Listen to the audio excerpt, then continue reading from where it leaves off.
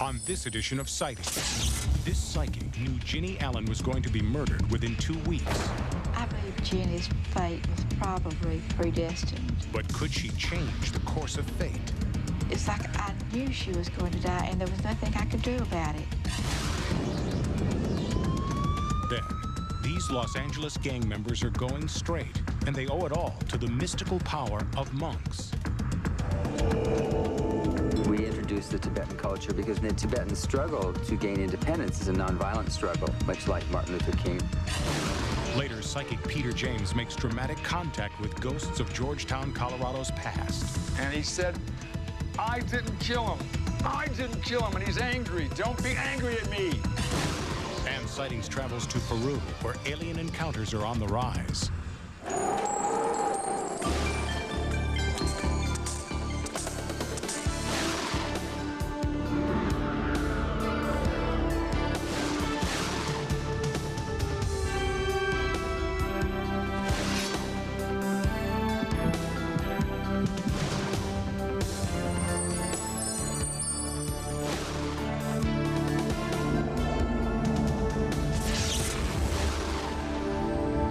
Sightings. I'm Tim White. Psychics who claim to have precognition, the ability to see into the future, believe it is a special gift for the benefit of others. If they abuse it by picking winning lottery numbers, for example, they will lose it. Psychic Jeanette McClure claims to have precognition. She tries to use it to benefit others, but in one case, her power to see into the future wasn't powerful enough to change it.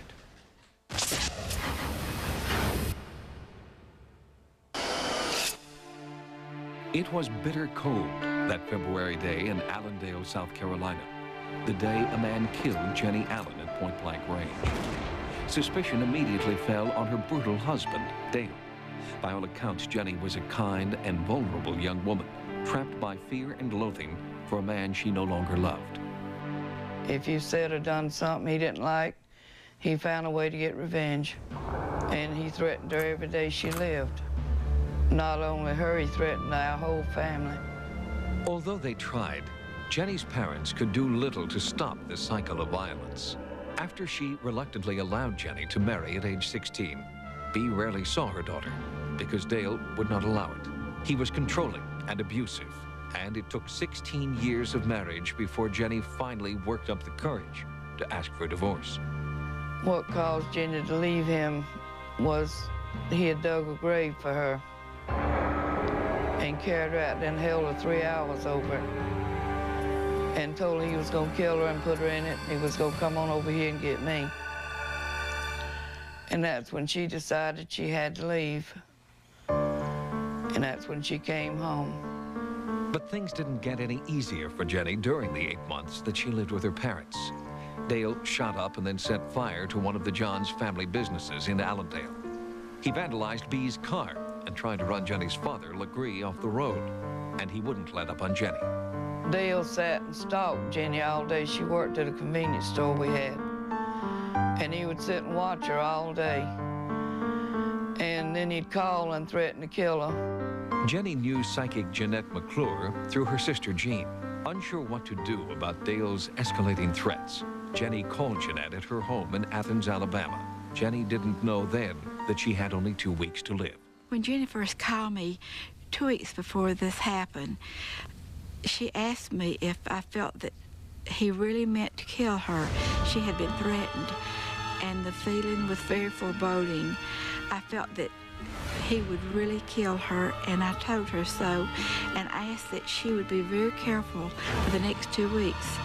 I felt like she should not be by herself at any time, and to always have someone with her.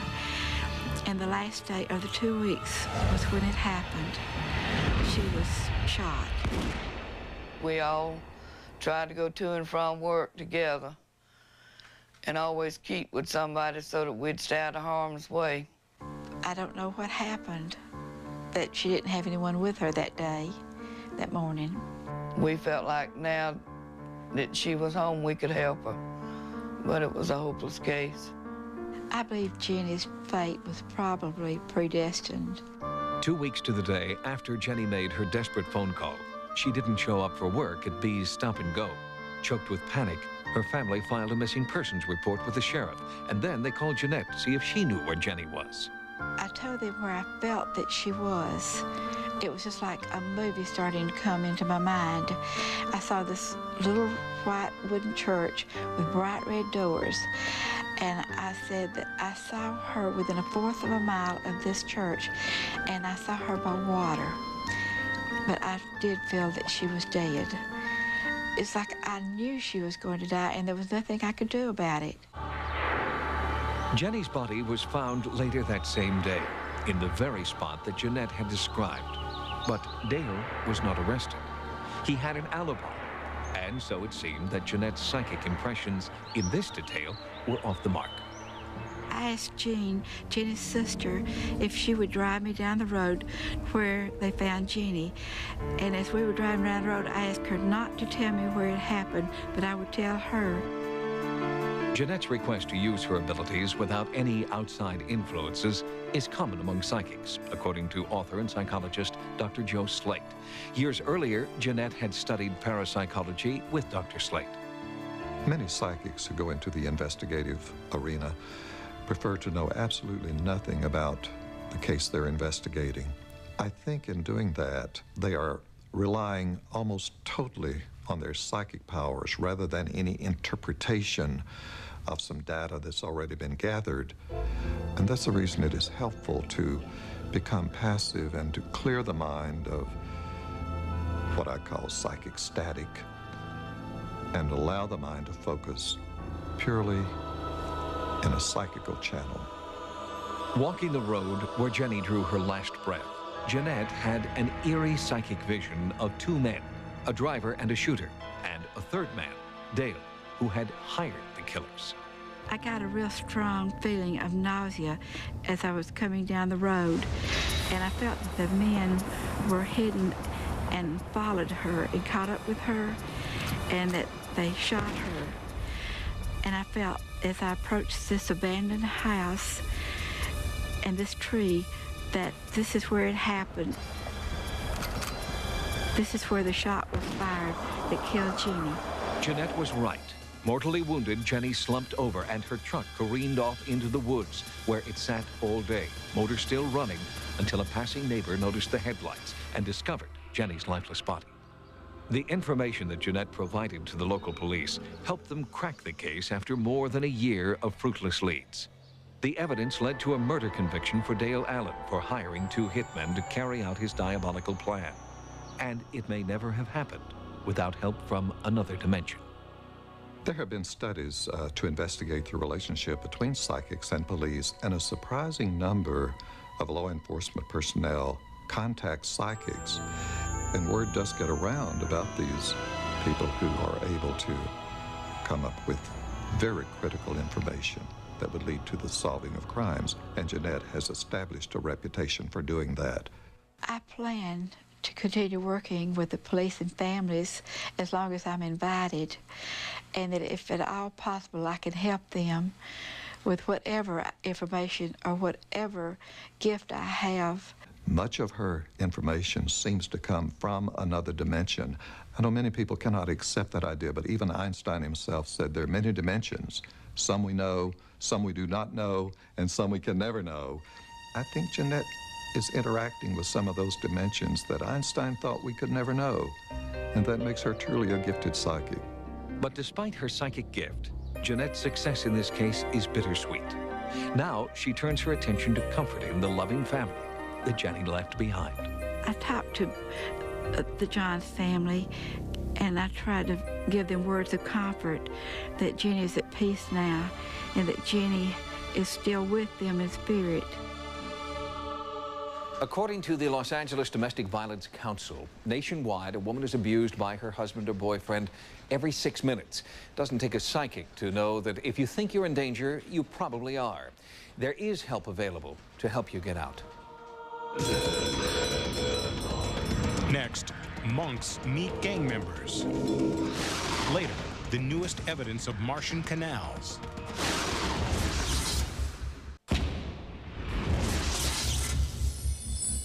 It's not ghosts and goblins that are frightening kids in America. It's the specter of violence, poverty, and hopelessness that's invading our homes and hearts. Now, more than ever, we need creative solutions to these problems. And as Sightings correspondent Carla Wohl reports, there is one group that is trying a new paranormal approach.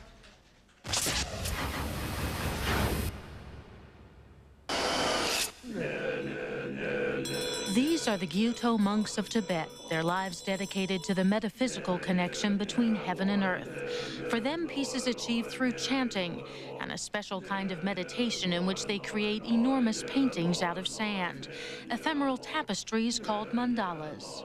This mandala design is called the Wheel of Compassion, and while they create it, the monks contemplate compassion and peace, attempting to transfer its power into real life.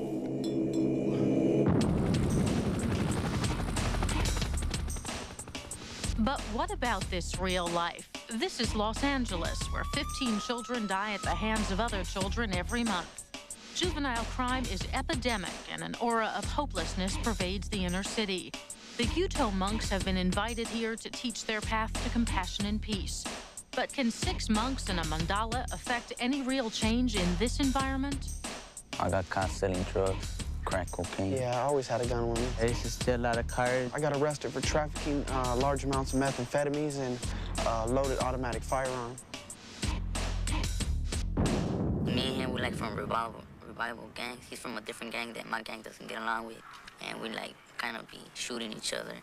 We've gotten a couple fights, like me and him, but since the monks, you know, we kind of calmed down and everything. Me and him could talk now. For some reason. This is where the boys live. Their identities are being protected because of their ages. Camp David Gonzalez is a juvenile detention facility just outside Los Angeles. It takes young criminals off the streets, but it also tries to help the children on the inside. So when the Samaya Foundation, a nonprofit group promoting the relevance of Tibetan spirituality, offered to bring the monks here, the camp accepted. I guess my question is, how can some monks from Tibet with sand painting teach these kids from the inner city, these gangbangers from the inner city, about nonviolence? Well, the way they've been teaching them is through the sand painting, finding out that it's not just some paint or a can of spray paint that they're accustomed to seeing. It's actually learning to be patient. They're all striving for one thing, so they're forcing and challenging themselves to channel their energy to something positive, because the mandala is a representation of themselves, their inner self. We want you to continue developing your pictures to put into the mandala. Barry Bryant is director of the Samaya Foundation and designed this mandala program, which he calls Healing the Causes of Violence. We introduce the Tibetan culture because one of the things with children like this, their view of the world is quite narrow. In fact, they don't know anything outside of their immediate neighborhood. So we're introducing a community from absolutely the other side of the world, something just very different from anything that they've ever heard of before. And the Tibetan struggle to gain independence is a nonviolent struggle, much like that of Martin Luther King or Mahatma Gandhi. So this becomes an example for us to talk to the children about nonviolence. The 6 Buddhist monks of the Gyuto Tantric University spent 1 week working with 51 male inmates. Each session began with chanting, then one-on-one and group discussion, focusing on self-esteem, compassion, and concentration. And then lessons in mandala making, a difficult, highly disciplined blend of art and meditation. I looked at them like kind of weird, you know, because of the way they were chanting and the way they were dressed. But I started listening to the way they get, you know, the way they sing and the way they talk to each other and get along. And I started thinking like in positive things, like why can't we all get along, the ones that are right here?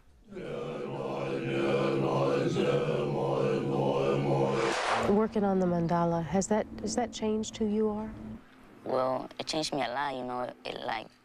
It brought patience to me. Before I didn't have like no patience. I was trying to be in a rush to finish something. And in the mandala, you gotta have real patience to work with the little sands, and probably a lot of patience and calm. I'm calm now. Many of the boys in the program at Camp David Gonzalez said they were transformed by the experience. Changes that the staff noticed ever since the monks first arrived at the institution. And going around the facility right now is that indeed there's a different level of rapport between kids and a different level of non-conflict. Maybe it's something, you know, from another culture, another dimension, if you will, that is necessary in order to lead them out of that. Maybe it'll be more successful than some of the things we're trying to do from within the same general culture. The mandala is the world's oldest religious symbol, but each one is slightly different, reflecting the artist's own personality. Together, the inmates in the program created their own unique mandalas. When the children are drawing the mandalas, they learn how to actually draw the center of the mandala, which is an 8-petal lotus flower. Then they're instructed to put their protectors into the mandala. And if you look at all the drawings, there's not much variation. Most of them, it's the mother, it's Jesus, it's God. But in the mandalas that you drew, what is besides God, what is the most common thing there? I'm working with guys that are my enemies from other neighborhoods, and it seems to go all right, you know. Like we don't have no fuss about nothing, and we're working all right all together. The monks' power to unify a community was also in evidence at this celebrity benefit. It was a meeting of the minds between the Tibetan way of life and civic leaders looking for solutions.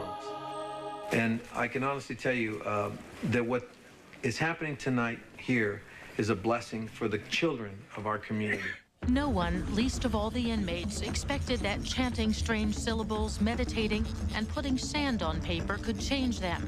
And yet, it has. The children have opened up and they're listening to us. When we started, there was just nothing but attitude. And, you know, now they're very engaging with the monks and they're interested in the culture of Tibet. And we've made a lot of progress, and I'm very optimistic. It is the act of creating the mandala while meditating on compassion that is important. So at the end of the week, the mandalas are destroyed. The sand is swept up, placed in ceremonial vases, and carried to the ocean, where it's offered back to the earth. The monks believe that the water, purified by the sacred sand, turns into clouds that will eventually rain down blessings. The Samaya Foundation, which sponsored the monks' trip to America, is launching a fundraising campaign. They hope to make their program called Healing the Causes of Violence an annual event. Next, the message behind alien encounters. Psychics find a downed airliner and rediscovering extinct species.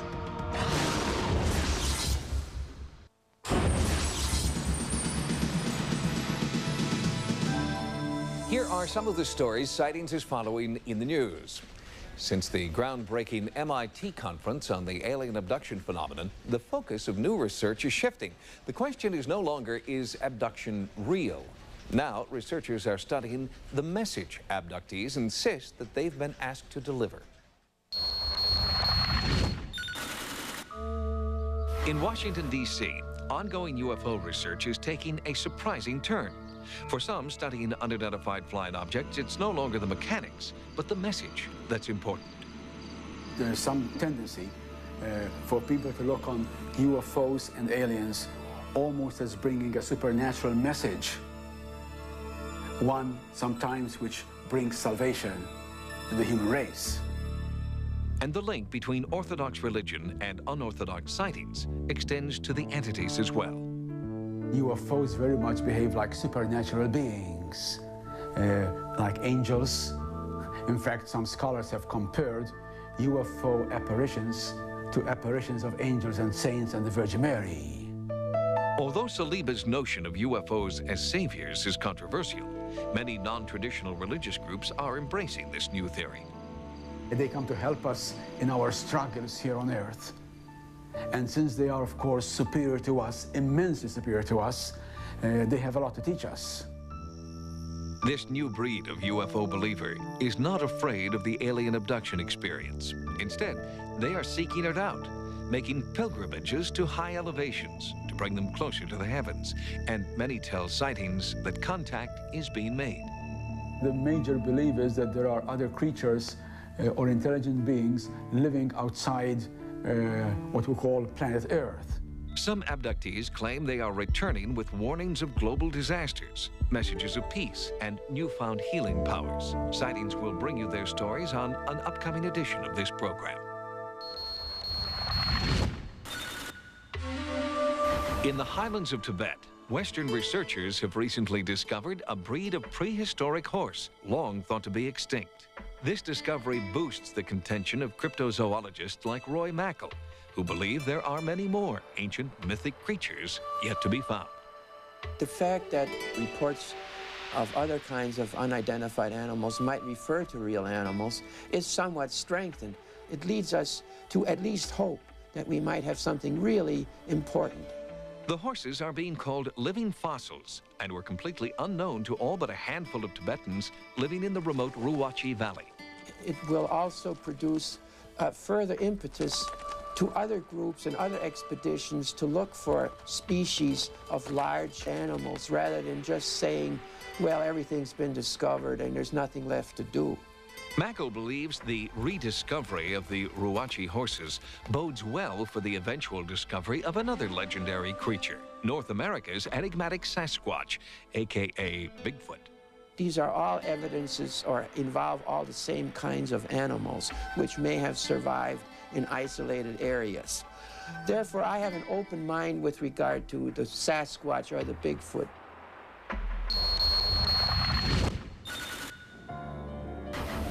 In Siberia, heavy snow and fog hampered air transport officials' desperate search for an airliner, missing since December 7, 1995, with 97 people aboard.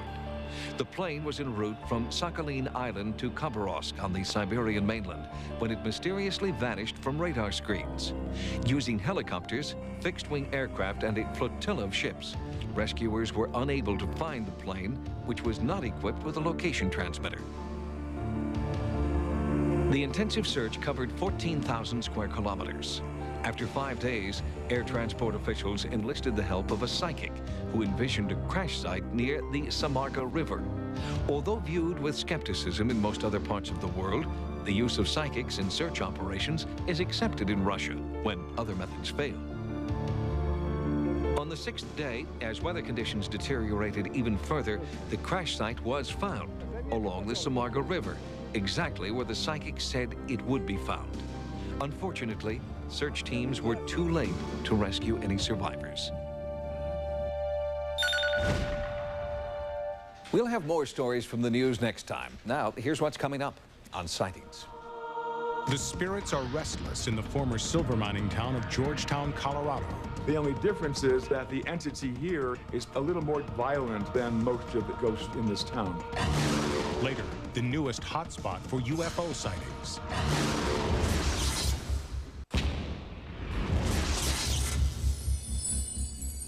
For Most Haunted Place in America, Sightings nominates the historic mining town of Georgetown, Colorado. In our ongoing investigation there, historical research is backing up the psychic impressions of paranormal investigator Peter James.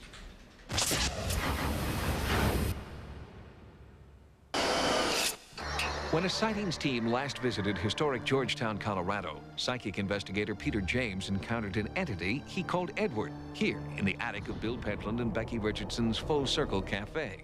Edward, that's your name, Edward? Bill and Becky were sure that Peter had made contact with the former proprietor of their establishment, a man named Edward Shower. But that wasn't the last name Peter was getting. And I'm Edward B, is all I get so far. His last name has 2 syllables, boom, boom. And it sounds like ridge or bridge or idge. It seemed that Peter was on the wrong track. Then, a historical researcher provided Sightings with a 130-year-old newspaper account from Georgetown that indicated that there was more than one Edward associated with the Full Circle Cafe. In addition to Shower, there was a notorious hot-headed prospector who frequented the place, a man whose name had an eerie ring, Edward Bainbridge. There's a John M, letter M, that I get that apparently was perhaps a friend of his or some place where he went frequently with John or he hung out with John. He's asking me for some fish. Fish? A can? On April 24th, 1867, Edward Bainbridge sat down at John Mickle's saloon for a game of poker. The stakes? A can of smoked oysters. What he's saying essentially is that he was accused of something that he didn't do, and there was a man whose name was Jim or James, and he said James was an SOB, and he made me angry. Edward Bainbridge lost the poker game to a man named James Martin. Bainbridge was outraged and shot Martin in the head. But there's something around his neck, and he also talks about being around some rocks. I don't know what that means, but he's around some rocks. An angry crowd of Georgetown vigilantes apprehended Bainbridge and took him to a spot called the Point of Rocks, where he was hanged by the neck. And he said, I didn't kill him. I didn't kill him, and he's angry. Don't be angry at me. Amazingly, James Martin, the man presumed to have been murdered by Edward Bainbridge, survived the shooting. Doc has my body, and he put it on display, and he's calling him an SOB. This is a volatile entity, by the way. As a final injustice, Bainbridge's body was dug up and sold to a doctor in nearby Central City, where his skeleton was kept on display. What I get is the reason why he's here is because he wants us to know that he was accused of something that either didn't happen or he didn't do it. And until that's made public, he's not going to rest. Peter James claims that he had no knowledge of local history before his trip to Georgetown. And yet, it was with uncanny accuracy that he also identified several historical figures haunting this Georgetown establishment. A lot of strange things would happen at the market. The mining, the hardship. And there was nobody there. I go in the kitchen. A lot of them are still here, and, you know, they're supposedly still protecting their gold and stuff. The miners, for the most part, did their work up in the hills, and then on weekends they'd come down to town, and Georgetown typically had its fair share of saloons. It had a red light district, discreetly zoned on the other side of the creek. I'm sure it was discreet, but we had a lot of politicians even come up here. I think this was kept quite quiet from Georgetown. Many of the politicians would leave their wives at home and come up here to do business. Sheila Carbone is restoring this historic turn-of-the-century house on Brownell Street, once part of Georgetown's infamous red light district. And according to Sheila, there's at least one former tenant here who just can't seem to move on. I was just aware that I was not alone in the house, that there was someone else in the house with me and my family.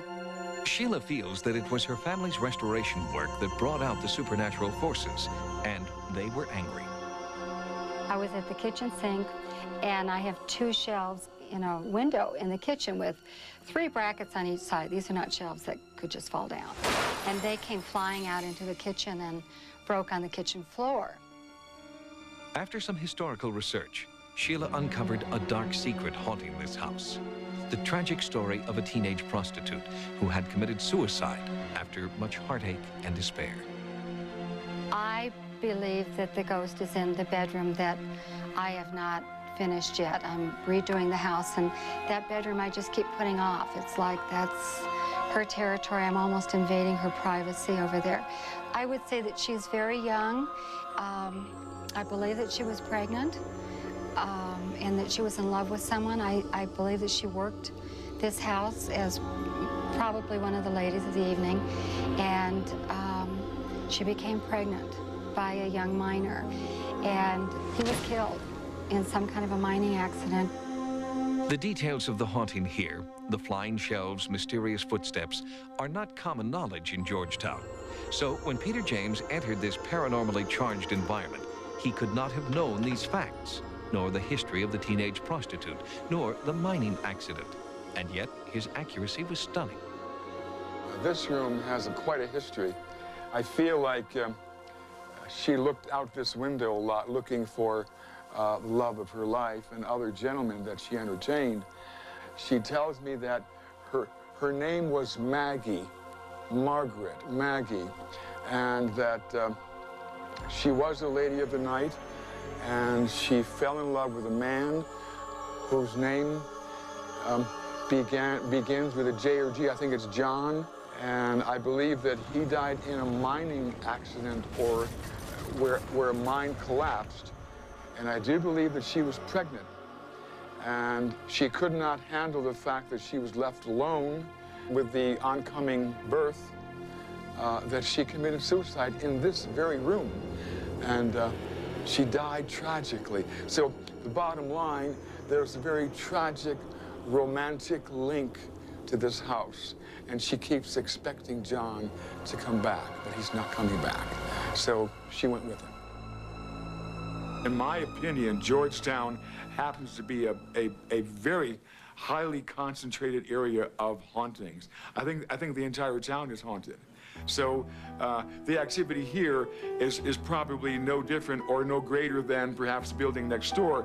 The only difference is that the entity here is probably a little more demonstrative or more violent than most of the ghosts in this town. Living and working in a haunted house, in a haunted town, is no obstacle for Sheila Carbone or the hundreds of other Georgetown residents who relish their unique place in the time-space continuum that seems to exist here. I have a unique location in Georgetown, so it's a lovely house to be in. I like it very much. I think I'm never alone here. I have lots of company. Despite a series of frightening encounters, Sheila says that she's very happy in her Georgetown home and has come to feel privileged that she's the go-between in a paranormal love affair. Next, he's Peru's leading UFO experiencer, and he believes ancient visitors have been coming to his country for centuries.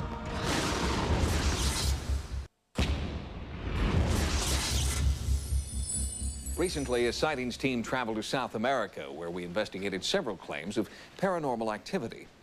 In Peru, ancient mythology is filled with legends about flying ships and alien visitors with secret knowledge. And there is evidence that these legends may have a basis in fact.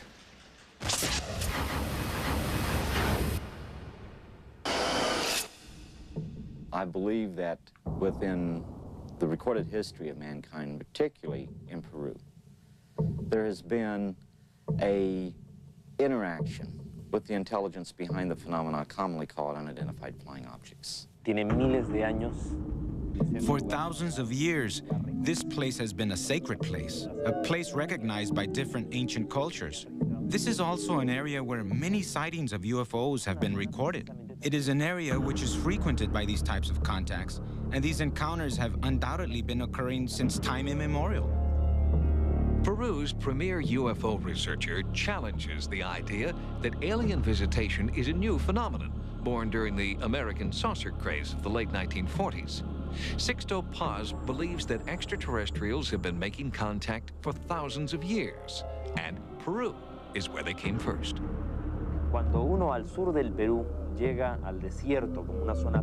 When you reach the desert in the south of Peru, you see big lines and large designs that can be seen from space. Maybe contact with extraterrestrials gave our ancestors a reason for creating them.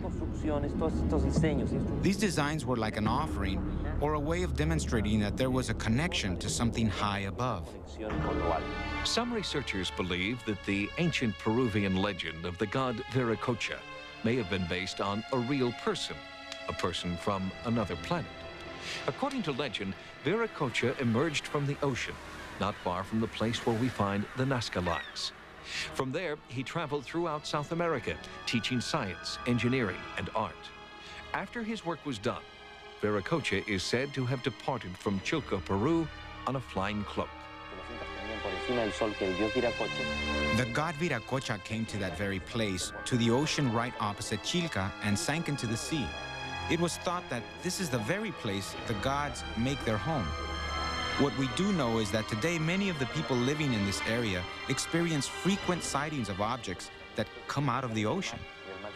We were walking towards the ocean, and at the edge of the horizon of the sea, there was a light that kept on growing and growing and growing, and passed over us like a flash at a tremendous speed.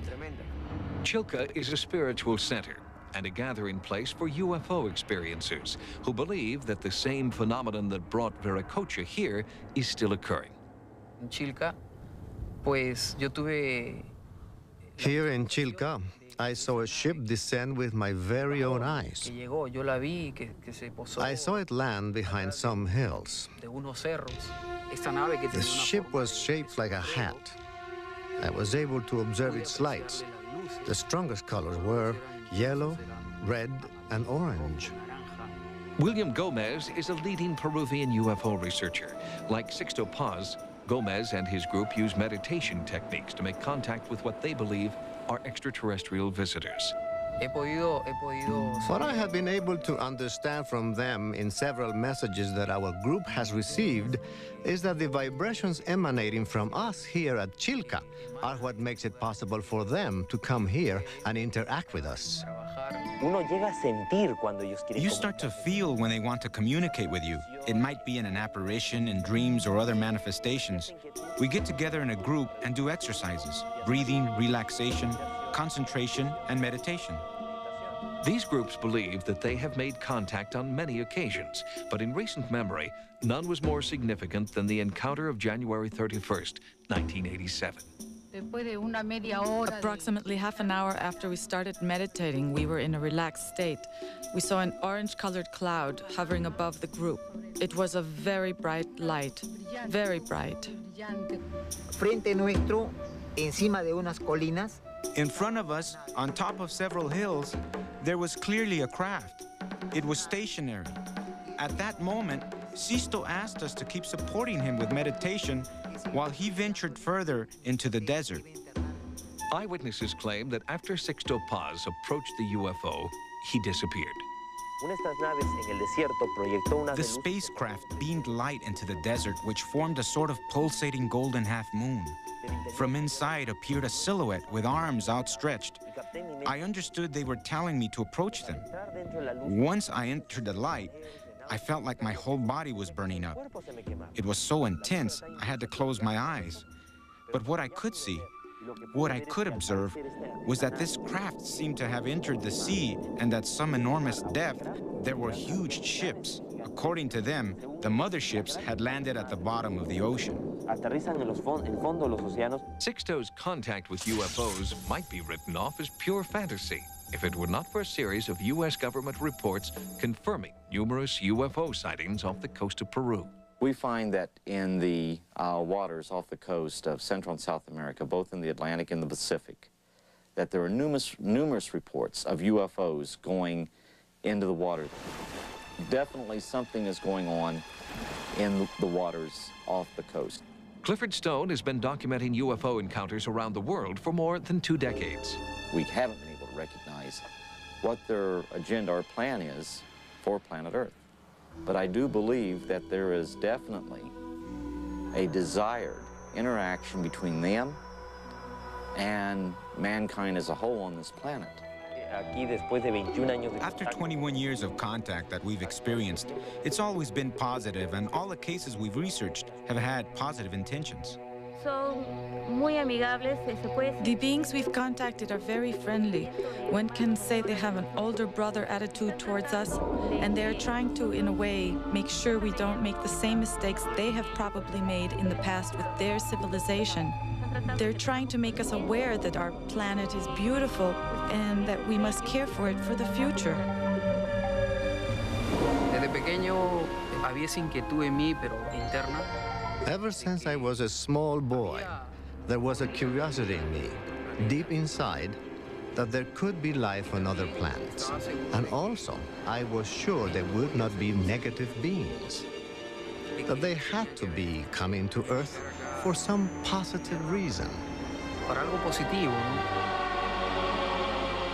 During our trip to Peru, we received information from several sources about a Peruvian Air Force pilot who had tailed and then fired on an unidentified flying object. The military authorities in Peru have not cooperated so far with the sightings investigation into the incident.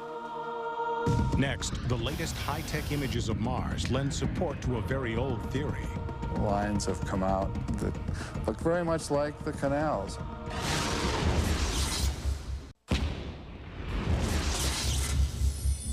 In 1877, Italian astronomer Giovanni Schiaparelli announced that he had found seemingly man-made canals on the surface of Mars. But by the 1920s, his startling discovery had been completely discredited.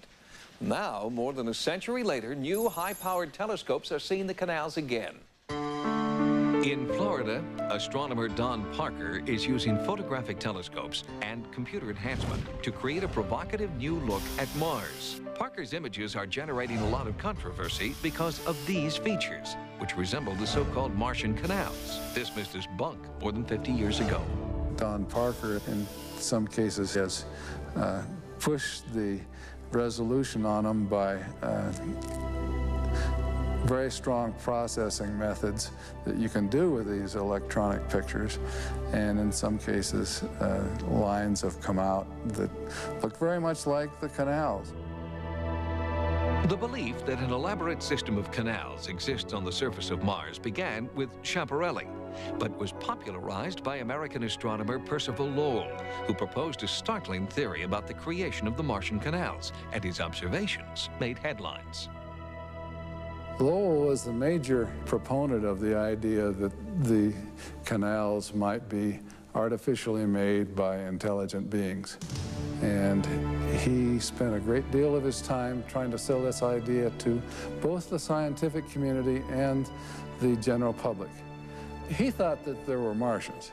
For the past 30 years, astronomer Leonard Martin has been curator of the original observatory built by Lowell in 1894 in Flagstaff, Arizona.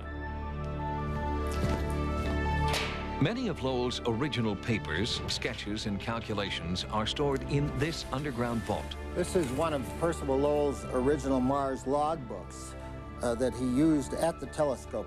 And these are the original sketches that he made after his observations. If you look closely on them, you can see what Lowell considered canals. And these sketches then were transferred later on to these Mars globes, which are a real treasure of Lowell Observatory. As bigger and better telescopes were built and failed to capture Lowell's Martian canals, his theory fell out of favor. And when Mariner 9 took the first close-up pictures of Mars, it seemed that Lowell's canals were gone forever. Lowell was a keen observer. However, he was straining his eyes to see these things that he thought he saw. He pushed himself a little too far. Nearly all modern astronomers reject Lowell's theory of artificially constructed canals on Mars. However, Percival Lowell's influence as a scientific pioneer is still felt.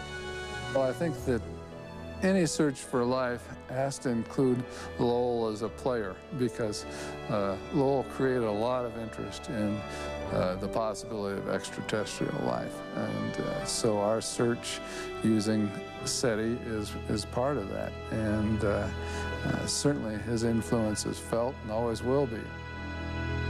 The Lowell Observatory in Flagstaff, Arizona is open to the public year-round and boasts a brand new visitor center where everyone is welcome to explore the oldest observatory in the West.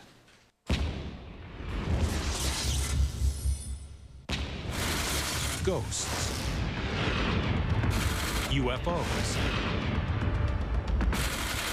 the unexplained, dramatic stories of the paranormal from the files of Sightings, a new paperback book available now wherever books are sold, from Fireside Books. Until next time, remember, no mystery is closed to an open mind. For Sightings, I'm Tim White.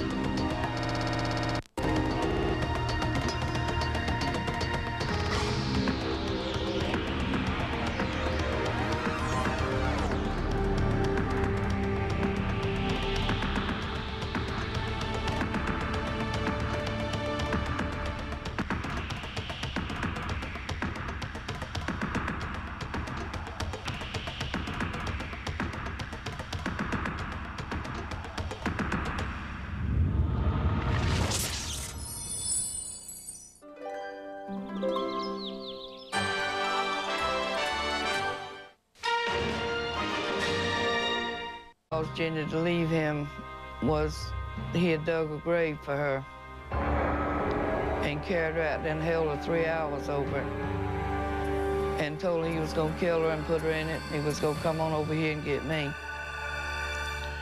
And that's when she decided she had to leave. And that's when she came home. But things didn't get any easier for Jenny during the 8 months that she lived with her parents. Dale shot up and then set fire to one of the Johns' family businesses in Allendale.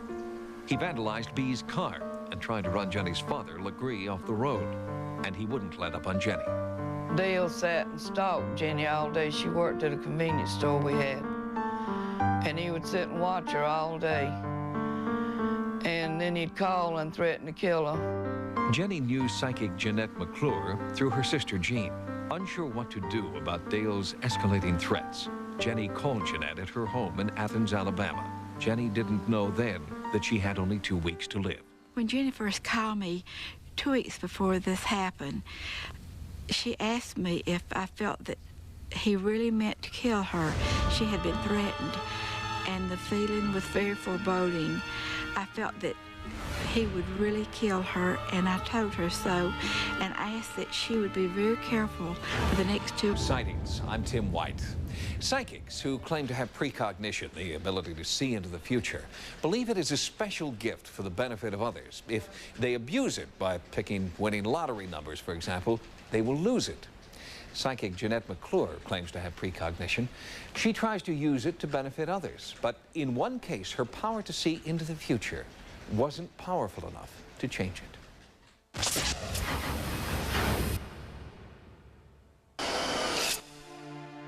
It was bitter cold that February day in Allendale, South Carolina, the day a man killed Jenny Allen at point-blank range. Suspicion immediately fell on her brutal husband, Dale. By all accounts, Jenny was a kind and vulnerable young woman, trapped by fear and loathing for a man she no longer loved. If you said or done something he didn't like, he found a way to get revenge. And he threatened her every day she lived. Not only her, he threatened our whole family. Although they tried, Jenny's parents could do little to stop the cycle of violence. After she reluctantly allowed Jenny to marry at age 16, Bee rarely saw her daughter because Dale would not allow it. He was controlling and abusive, and it took 16 years of marriage before Jenny finally worked up the courage to ask for a divorce. What caused? Described, but Dale was not arrested. He had an alibi, and so it seemed that Jeanette's psychic impressions in this detail were off the mark. I asked Jean, Jenny's sister, if she would drive me down the road where they found Jenny. And as we were driving down the road, I asked her not to tell me where it happened, but I would tell her. Jeanette's request to use her abilities without any outside influences is common among psychics, according to author and psychologist Dr. Joe Slate. Years earlier, Jeanette had studied parapsychology with Dr. Slate. Many psychics who go into the investigative arena prefer to know absolutely nothing about the case they're investigating. I think in doing that, they are relying almost totally on their psychic powers rather than any interpretation of some data that's already been gathered. And that's the reason it is helpful to become passive and to clear the mind of what I call psychic static and allow the mind to focus purely in a psychical channel. Walking the road where Jenny drew her last breath, Jeanette had an eerie psychic vision of 2 men, a driver and a shooter, and a 3rd man, Dale, who had hired the killers. On this edition of Sightings, this psychic knew Jenny Allen was going to be murdered within 2 weeks. I believe Jenny's fate was probably predestined. But could she change the course of fate? It's like I knew she was going to die, and there was nothing I could do about it.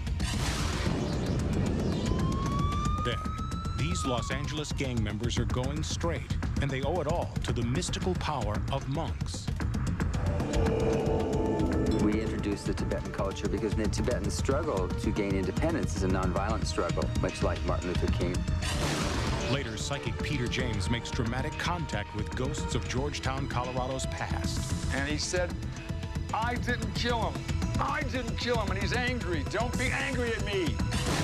And Sightings travels to Peru, where alien encounters are on the rise.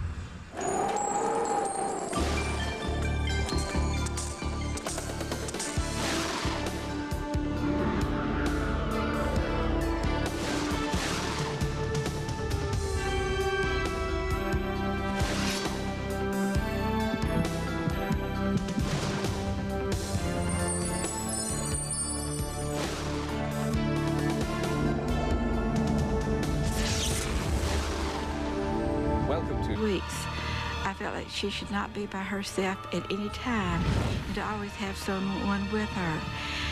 And the last day of the 2 weeks was when it happened. She was shot. We all tried to go to and from work together and always keep with somebody so that we'd stay out of harm's way. I don't know what happened, that she didn't have anyone with her that day, that morning. We felt like now that she was home, we could help her, but it was a hopeless case.